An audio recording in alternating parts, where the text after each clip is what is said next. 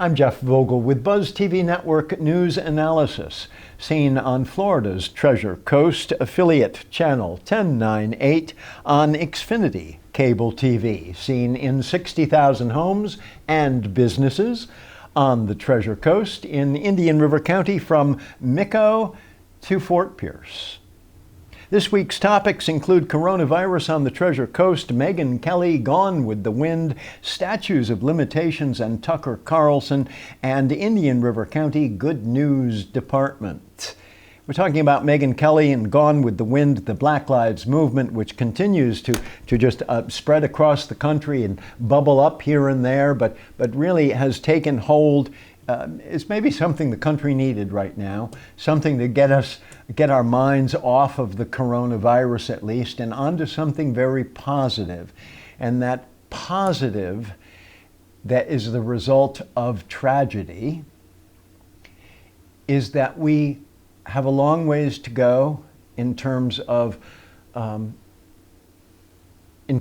policing in the United States. We have a long ways to go in terms of the evolution of our society, and this is a good time to make some real progress. And progress has been made this past week. Many cities condemning the use of chokeholds by police, the Confederate flag being banned at racing events, for example, all intended to try to bring greater attention to the disparity of how people of color and white people are treated systematically. It's not something that you or I are to blame for in any way. This is not something you or I created. We inherited the society that we're in. We have a shared history, good, bad, or ugly. It's a shared history. We can learn from that history. We can move forward. We can each make strides to try to do that.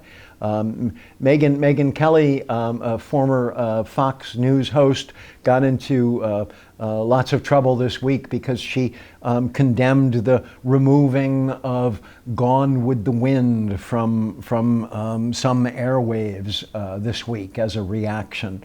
And her point being, should we remove every movie that portrays people in a bad light or portrays stereotypes or treat women badly? Should we remove all of those movies? We're essentially going to end up removing all of our popular culture if we try to remove everything that is offensive in some way. But having said that, there's no particular reason to glorify the film Gone with the Wind. It did provide actress Hattie McDaniel with the first supporting actress Academy Award for a black female actress in Hollywood. And it was a 1939 classic and was the result of a popular book and really is not a reflection of the 1860s. It's a reflection of the 1930s Hollywood. This is a product of Hollywood. It's a movie. It's not to be taken seriously. It's not a depiction of plantation life in the 1860s. It does not come close to portraying what that experience was like, either for plantation owners and slave owners or for people who were enslaved at that time.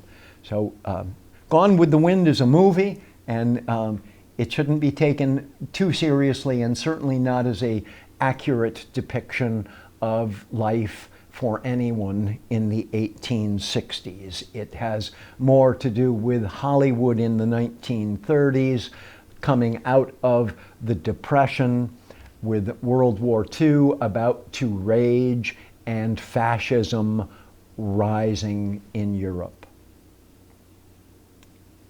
Statutes of limitations, Tucker Carlson and Indian River County Good News Department, all coming up next.